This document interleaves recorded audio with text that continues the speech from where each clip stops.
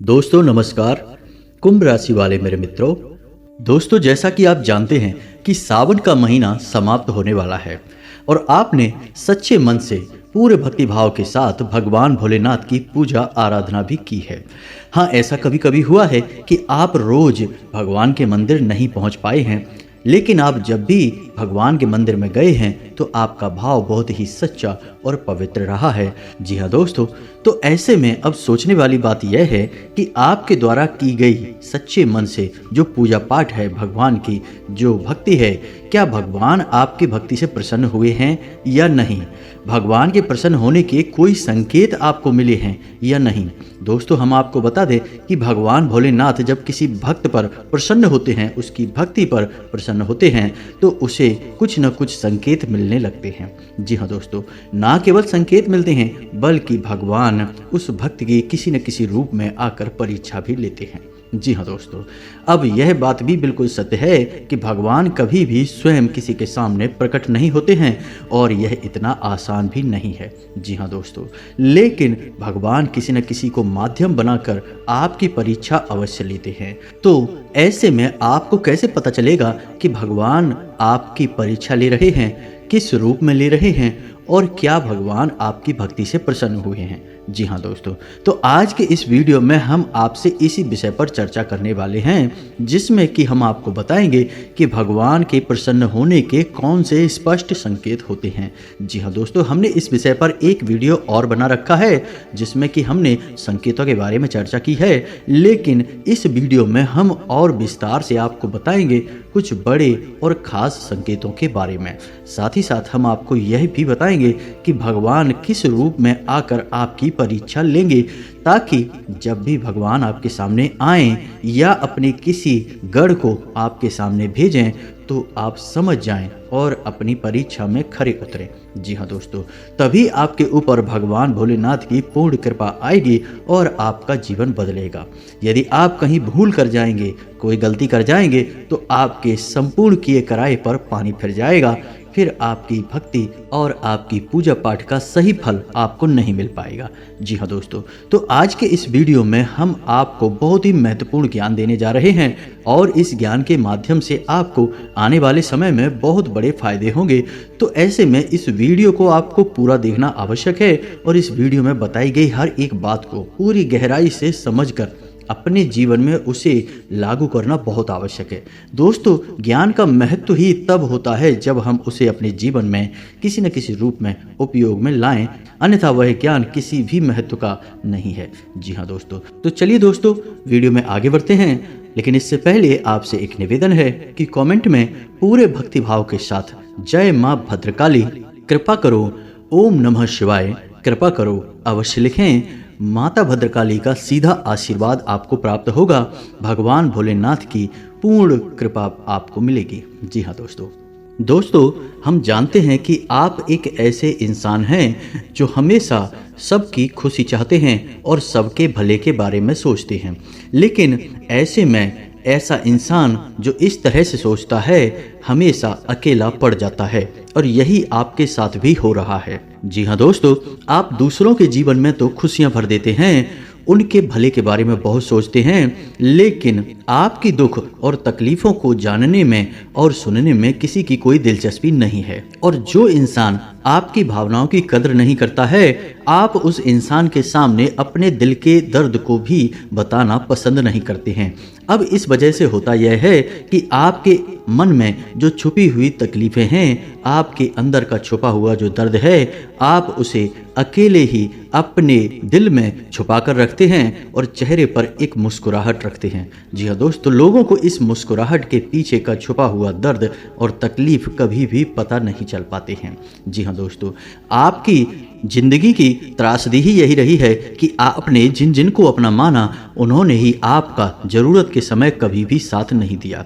इसके बजाय होता यह है कि पीठ के पीछे आपके बारे में अनाप शनाप बातें की जाती हैं और जब भी बातें आपको सुनने को मिलती हैं तो आपको बहुत चोट पहुंचती है, आप दिल ही दिल में बहुत दुखी हो जाती हैं। लेकिन इस पर भी आप कभी भी उस इंसान को यह जाहिर नहीं होने देते कि आपको उसकी हकीकत पता चल चुकी है और आप उससे कभी झगड़ा करना तो दूर, अपने मन की बात भी खुलकर नहीं बताते हैं।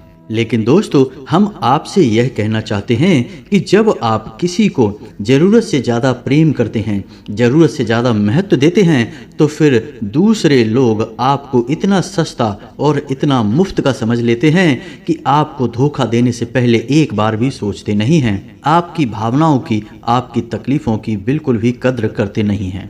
जी हाँ दोस्तों, यह सब हम आपको इसलिए बता रहे हैं कि आपको अब थोड़ा मजबूत बनना होगा, अपने मन को, अपनी भावनाओं को मजबूत करना होगा और अपने भगवान में, अपने ईश्वर में पूर्ण आस्था रखते हुए पूरी शक्ति के साथ अपने जीवन में कर्म की ओर बढ़ना होगा और अपने जीवन में नई सफलता और नए कीर्तिमान स्थापित करने होंगे।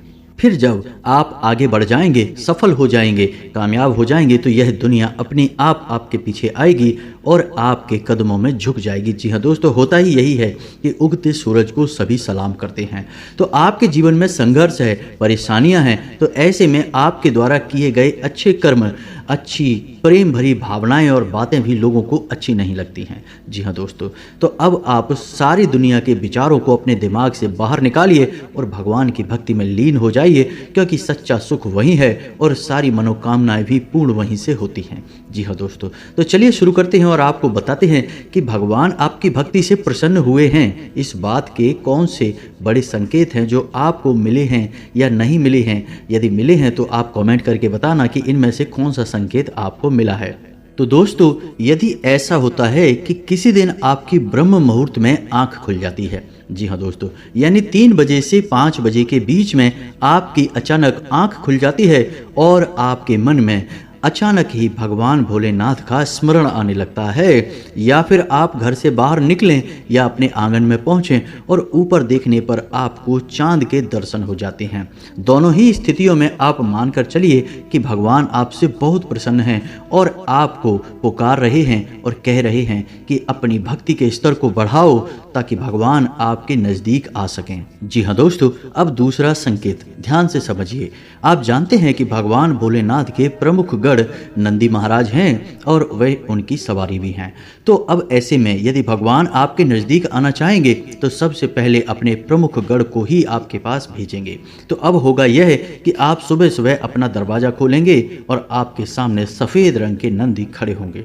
जी हाँ दोस्तों, या फिर ऐसा हो सकता है कि आप घर से बाहर किसी कार्य के लिए निकलें और आपका रास्ता काट जाएं सफ़ेद रंग के नंदी, यानी किसी न किसी रूप में। यदि सोमवार के दिन सफ़ेद रंग के नंदी आपको दर्शन देते हैं तो आप समझ जाइए कि भगवान भोलेनाथ आपसे बहुत प्रसन्न हैं और यह स्पष्ट संकेत है भगवान भोलेनाथ की कृपा का।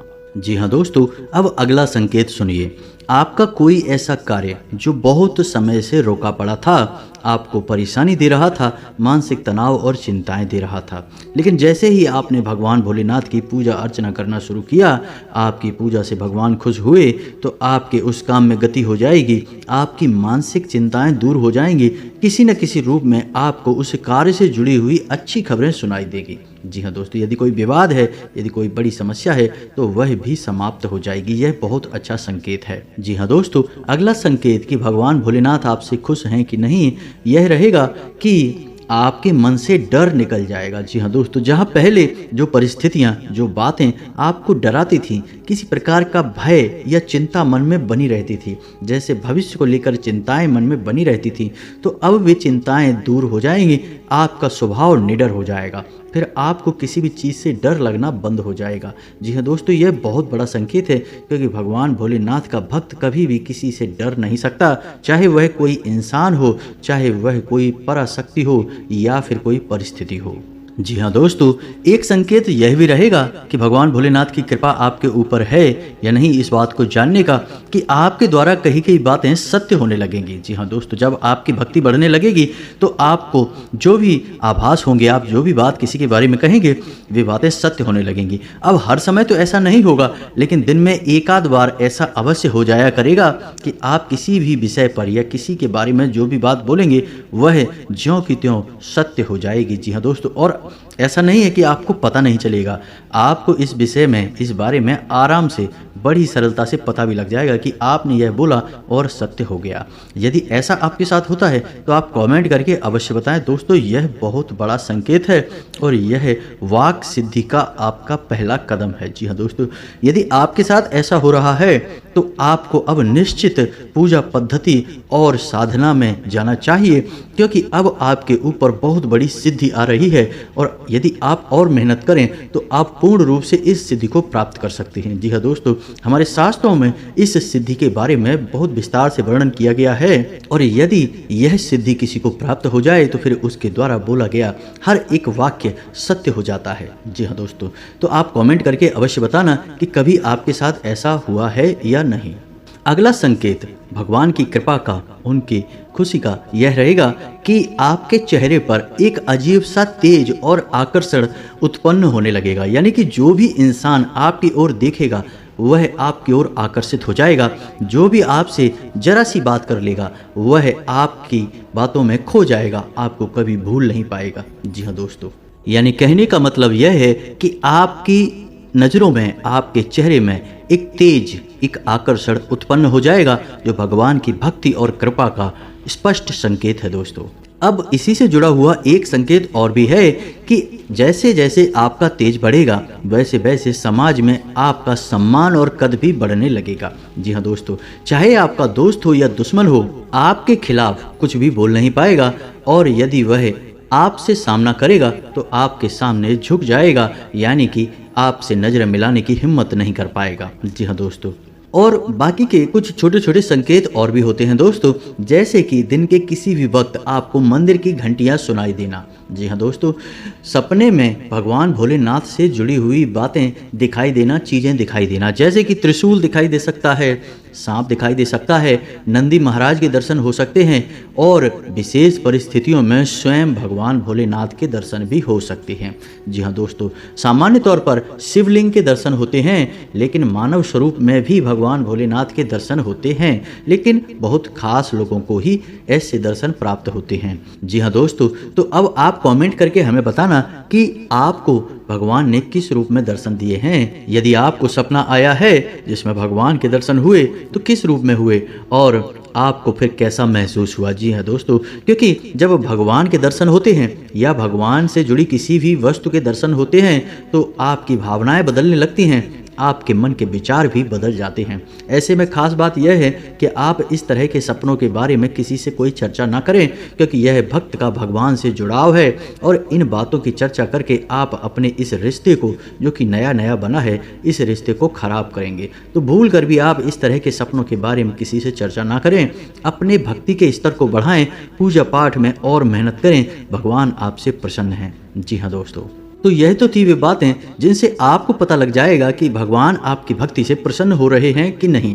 अब होता ऐसे में यह है दोस्तों कि जैसे जैसे भगवान भक्त से प्रसन्न होते हैं वैसे वैसे वे भक्त की परीक्षा भी लेना चाहते हैं। जी हाँ दोस्तों, क्योंकि वे जानना चाहते हैं कि यह भक्त किस प्रकार की भक्ति कर रहा है, क्योंकि कुछ भक्तियां ऐसी होती हैं जो कि मन में गलत भावों को लेकर की जाती हैं या फिर यूं कहें कि दिखावटी होती हैं। तो ऐसा नहीं हो सकता कि किसी दिखावटी नकली भावनाओं वाले इंसान से भगवान प्रसन्न हो जाएं। संकेत मिल सकते हैं, क्योंकि संकेत तो पूजा पाठ की क्रिया के खिलाफ प्रतिक्रिया मानकर आप चल सकते हैं, लेकिन भगवान उस भक्त की परीक्षा लेकर यह निश्चित कर लेते हैं कि यह भक्त भगवान की कृपा का पात्र है भी या नहीं। जी हाँ दोस्तों, तो अब ध्यान से सुनिए, हम आपको 5 संकेत बताएंगे जिनसे आपको पता चलेगा कि भगवान भक्त की परीक्षा किस प्रकार से लेते हैं। जी हाँ दोस्तों, अब ध्यान से सुनिए। पहला संकेत यह रहेगा, जैसा कि आप जानते हैं कि भगवान भोलेनाथ को पशुपति नाथ कहा जाता है। भगवान भोलेनाथ प्रकृति प्रेमी हैं। आप उनके रूप, रंग और उनके रहन सहन से ही यह बात आसानी से पता लगा सकते हैं, क्योंकि भगवान भोलेनाथ किसी भी प्रकार का आभूषण धारण नहीं करते। आभूषण के रूप में भी जीव जंतुओं को ही धारण करते हैं, वन में निवास करते हैं, पर्वत पर रहते हैं, कोई महल नहीं है। तो आप समझ सकते हैं कि भगवान प्रकृति से, जीव जंतुओं से कितना अधिक प्रेम करते हैं। तो जब भगवान किसी भक्त की परीक्षा लेना प्रारंभ करते हैं तो ऐसे में सबसे पहला संकेत यह होता है कि वे आपके आसपास अपने गणों को भेजते हैं और आपके व्यवहार को जांचते हैं। जी हाँ दोस्तों, यह आपके लिए बहुत आवश्यक है कि आप जब भगवान की भक्ति कर रहे हों, खास तौर से भगवान भोलेनाथ की भक्ति कर रहे हों, तो आप किसी भी जीव जंतु के खिलाफ कैसी भी हिंसा ना करें। जी हाँ दोस्तों, भूल कर भी ऐसे विचार भी अपने मन में ना लाएं। अब होता ऐसे में यह है कि कभी कभी कोई न कोई जीव जंतु, चाहे वह कोई गाय हो, चाहे कोई कुत्ता हो, चाहे चूहा हो, या फिर कोई और जीव बंदर वगैरह भी आपका नुकसान कर जाए। जी हाँ दोस्तों, यह आपकी परीक्षा की घड़ी है, आपको याद रखना है इस बात को। तो ऐसे में हो यह सकता है कि आपका कोई जीव जंतु कुछ नुकसान भी कर सकता है, लेकिन बदले में आपको उस जीव जंतु पर हिंसा नहीं करनी है। आपको प्रेम से ही उसके साथ बर्ताव करना है, क्योंकि आप जानते हैं कि भगवान आपकी परीक्षा ले रहे हैं, आपकी भावनाओं को देखना चाहते हैं कि आप किस प्रकार की भावनाएं रखते हैं जब कोई जीव जंतु आपका नुकसान कर देता है। आपका व्यवहार जांचा जा रहा है दोस्तों, तो आपको ध्यान देना है, सतर्क रहना है। यदि ऐसा आपके साथ होता है तो आप खुश हो जाइए, क्योंकि आपकी परीक्षा ली जा रही है। जी हाँ दोस्तों, अब भगवान भोलेनाथ को अचलेश्वर भी कहा जाता है। तो अब ऐसे में भगवान उस भक्त की दूसरे रूप में परीक्षा इस प्रकार ले सकते हैं कि वे अपने भक्त के अचल स्वभाव को, अडिग स्वभाव को जांच सकते हैं। तो ऐसे में हो सकता है कि आप जैसे जैसे भगवान की भक्ति करें, आपके जीवन में पीड़ाएं बढ़ने लगें, तकलीफ़ें बढ़ने लगे। जी हाँ दोस्तों, ऐसा हो सकता है कि आप भगवान की पूजा कर रहे हैं अपने जीवन की दुखों और तकलीफ़ों से मुक्ति के लिए, लेकिन होगा उल्टा कि आपके जीवन में संघर्ष बढ़ जाएगा, तकलीफ़ें बढ़ जाएंगी। लेकिन आप डरना नहीं, आप बिल्कुल भी मन में शंका उत्पन्न मत होने देना। भगवान आपको जांच रहे हैं, आपकी परीक्षा ले रहे हैं, आपको बस डटे रहना है, कुछ समय तक इंतजार करना है। भगवान की यह परीक्षा बहुत लंबे समय तक नहीं चलेगी, लेकिन जब यह परीक्षा चलेगी और आप इस परीक्षा में डिगते नहीं हैं। अब डिगना क्या है दोस्तों? डिगना यह है कि आप किसी प्रकार के व्यसन में नहीं जाते। जैसे कुछ लोग कहते हैं कि हमें तो बहुत चिंता है, तो शराब पीने लग गए, जुआ खेलने लग गए, या गलत लोगों की संगत में चले गए। तो आप यदि इस प्रकार के आचरण नहीं करते हैं, दूसरा कि आपके मन से भगवान के लिए भाव कम नहीं होता है, क्योंकि कभी कभी ऐसा होता है कि जीवन में तकलीफें बढ़ी तो लोग कहने लगते हैं कि भगवान की पूजा पाठ सब बेकार है, किसी मतलब की नहीं है, बंद करो ये पूजा पाठ, भगवान किसी को सुख नहीं देते। तो ऐसे भाव भी आपके मन में नहीं आने चाहिए। तीसरा कि आप क्रोध में आकर किसी का अहित नहीं करते हैं, किसी के प्रति हिंसा नहीं करते हैं, बुरा भला नहीं कहते हैं। तो इन सब बातों को यदि आप बनाकर रखते हैं तो आप भी अडिग हैं, अचल हैं। अब यदि आप इस प्रकार का व्यवहार बनाकर रखते हैं, तकलीफ के समय में भी, बुरे समय में भी इस तरह से रहते हैं, तो आप भगवान के बहुत प्रिय बन जाएंगे और आप भगवान के द्वारा ली गई परीक्षा में पूर्ण रूप से सफल हो जाएंगे दोस्तों। जी हाँ दोस्तों, अब तीसरा स्वरूप परीक्षा का क्या होगा, इसे भी आप ध्यान से सुनिए दोस्तों। अब जरूरी नहीं है कि आपकी सब प्रकार से परीक्षा ली जाए। हम जो आपको 5 प्रकार बता रहे हैं, इनमें से किसी एक प्रकार से आपकी परीक्षा ली जा सकती है, जो कि हमारे शास्त्रों में वर्णित है। जी हाँ दोस्तों, तो आपको ध्यान देना है और समझना है कि आपके जीवन में किस प्रकार की परिस्थितियां चल रही हैं। जी हाँ दोस्तों, तो अब तीसरा प्रकार यह रहेगा कि भगवान भोलेनाथ माता सती से बहुत प्रेम करते थे और उनका ही दूसरा जन्म माता पार्वती हैं, उनसे भी भगवान बहुत प्रेम करते हैं। यानी कि भगवान महिलाओं से बहुत प्रेम करते हैं और शास्त्रों में भी, ऋग्वेद में भी यह स्पष्ट वर्णन मिलता है कि बिना शक्ति के शिव सबके समान हैं, यानी कि उनके अंदर कोई भी प्राण नहीं है। यानी कि कहने का तात्पर्य यह हुआ कि भगवान भोलेनाथ महिलाओं का बहुत सम्मान करते हैं, उनसे बहुत प्रेम करते हैं। तो अब होगा यह है कि आपके जीवन में जो महिलाएं जुड़ी हुई हैं, चाहे कोई भी हो, आपकी माता हो सकती है, आपकी बहन हो सकती है, आपकी पत्नी हो सकती है, या फिर आपके कार्यस्थल पर कार्य करने वाली कोई महिला हो सकती है, वह आपके खिलाफ कोई ऐसा बर्ताव करे, व्यवहार करे जो आपको बिल्कुल भी पसंद नहीं आएगा। जी हाँ दोस्तों, और लगातार यह व्यवहार उसका आपके खिलाफ बना रहेगा। जी हाँ दोस्तों, तो अब ऐसे में आपको पूरे धैर्य के साथ काम लेना है और इंतजार करना है। परिस्थिति बदलेगी, भगवत कृपा होगी और वह महिला आपके खिलाफ की बजाय आपके साथ नजर आएगी। लेकिन यह तो भगवान का खेला गया खेल है, भगवान की लीला है कि उसका मनोभाव आपके लिए बदल गया है। तो अब ऐसे में आपको विचलित नहीं होना है, भगवान को याद करते रहना है और उस महिला के स्वरूप में भी भगवान के दर्शन करने हैं। जी हाँ दोस्तों, आप देखेंगे चमत्कार हो जाएगा। यदि आप महिलाओं का सम्मान करते रहेंगे, महिलाओं का अपमान नहीं करेंगे, तो आप भगवान के बहुत करीब हो जाएंगे। जाएंगे, उनकी भक्ति के शुद्ध पात्र बन जाएंगे। जी हाँ दोस्तों, अब चौथा संकेत, इसे भी आप ध्यान से समझिए। भगवान भोलेनाथ ने कालकूट विष को अपने गले में धारण किया था, इसीलिए उनका नाम नीलकंठेश्वर हुआ। जी हाँ दोस्तों, साथ ही साथ भगवान अपने गले में नागराज वासुकी को धारण करते हैं, जिनके जहर में भयंकर विनाश की शक्तियां हैं। तो अब आप समझिए कि इससे क्या तात्पर्य है। इससे मतलब यह है कि भगवान पीड़ाओं को भी सहन करते हैं दूसरों के हित के लिए। जी हाँ दोस्तों, तो यदि आपके मन में भी ऐसा भाव रहे जैसे कि आप दूसरों को सुख पहुंचाने के लिए खुद कष्ट में चले जाएं, फिर भी आपको कोई चिंता ना हो, कोई परवाह ना हो, आपका नुकसान हो जाए पर दूसरों का भला हो जाए, ऐसे भाव में यदि आप रहेंगे तो भगवान आपकी भक्ति से प्रसन्न हो जाएंगे। अब ऐसा होगा कब? जब आपने भगवान भोलेनाथ की पूजा अर्चना शुरू की तो आपके जीवन में कुछ ऐसी परिस्थितियां बनेंगी जिसमें कि कोई आपकी मदद मांगने आएगा। कोई आपका नज़दीकी होगा, करीबी होगा, रिश्तेदार होगा, कोई ना कोई ऐसा व्यक्ति जो आपकी मदद मांगने आएगा। अब आपको उसकी मदद करने में कुछ ना कुछ नुकसान अवश्य हो रहा होगा। जी हाँ दोस्तों, अब आप अपना दिमाग लगाएंगे तो आपको लगेगा कि हमारा तो इसमें बहुत नुकसान है, हम इसकी मदद क्यों करें, इससे मना कर देते हैं। तो अब यदि आप उसे ना बोलेंगे तो समझिए कि आपकी भक्ति निष्फल हो जाएगी। यह परिस्थिति आपके जीवन में जानबूझकर पैदा की गई है। यह भगवान की लीला है, यह भगवत लीला है। आप इसे समझिए, आप निस्वार्थ भाव से उसकी मदद कर दीजिए और आप देखेंगे कि चमत्कार होगा। आप इस परीक्षा में पास हो जाएंगे, भगवान आपसे प्रसन्न हो जाएंगे। जी हाँ दोस्तों, अब ध्यान से सुनिए पांचवा संकेत जब भगवान आपकी परीक्षा ले रहे हैं। अब आप समझिए कि भगवान का स्वरूप क्या है, भगवान भोलेनाथ का स्वरूप क्या है। भगवान पूर्ण रूप से इस संसार से, इस मोह माया से विरक्त हैं। उनका स्वरूप बहुत ही भयंकर है, डरावना है और कहा जाए तो थोड़ा बहुत असामाजिक या विकृत कह सकते हैं। तो अब आप समझिए कि जब आपकी भक्ति की पराकाष्ठा होगी, चरम सीमा होगी, आपका भाव बहुत ही चरम होगा, तो ऐसा हो सकता है कि भगवान स्वयं ही किसी न किसी ऐसे व्यक्ति का रूप लेकर आपके सामने आ जाएं कि आप उन्हें पहचान ही ना पाएं। जी हाँ दोस्तों, तो अब ऐसे में होगा यह कि आपसे मदद मांगने, भीख मांगने, भिक्षा मांगने कोई एक ऐसा व्यक्ति आ सकता है जो देखने में बिल्कुल ही कुरूप होगा, शराबी सा लग रहा होगा, बहुत ही अजीब बातें कर रहा होगा और उसकी नज़रें आपके ऊपर ही ठहरी होंगी। जी हाँ दोस्तों, जब वह आपके नज़दीक आएगा तो आपके मन में सबसे पहला भाव यही उत्पन्न होगा कि इससे दूरी बना लो, इसे जल्दी से जल्दी अपने पास से भगा दो। जी हाँ दोस्तों, यह भगवान की सबसे कठोर परीक्षा होती है।